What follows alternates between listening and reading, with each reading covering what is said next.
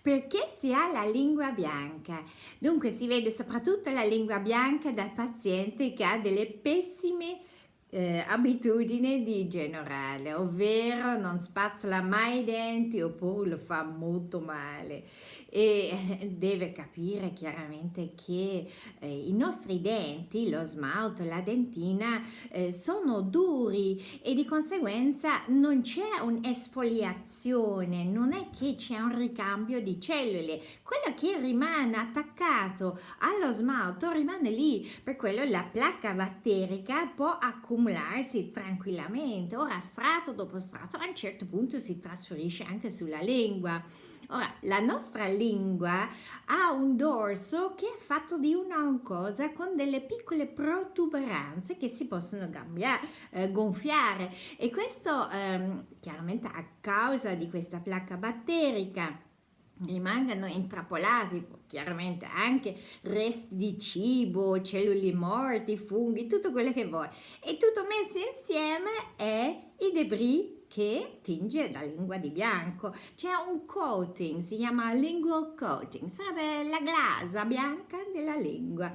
Ora va veramente levato perché è molto sporco e ti dà un alito pessimo. Di conseguenza si deve spazzolare anche la lingua, innanzitutto i denti, ma anche la lingua.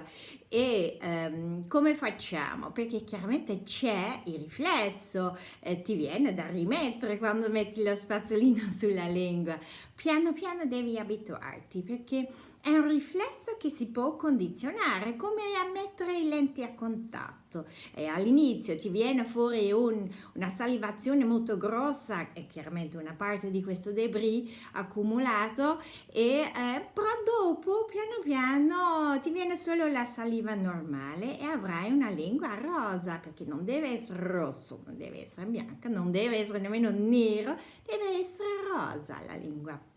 Ora, chi ha un'ottima igiene orale eppure la lingua bianca può darsi che ha una respirazione orale e anche questo tinge la lingua di bianco.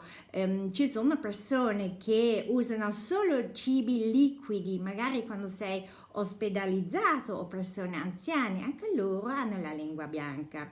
Si vede la lingua bianca anche da persone che fumano tanto e le persone che bevono tanto. Ora, quando la lingua è bianca solo a una parte, a un lato o da qualche parte diciamo circondato, allora dobbiamo stare più attenti perché a questo punto potremmo avere una brutta infezione magari di candida oppure può essere una leucoplakia, una lichen planus oppure una lesione precancerosa. Allora è molto importante farsi controllare, però prova prima di spazzolare bene la tua lingua in modo che hai un alito buono. Dunque, se volete sapere di più sulla lingua bianca, il sito è www.dental-studiomall.com. Grazie per l'attenzione. Ciao.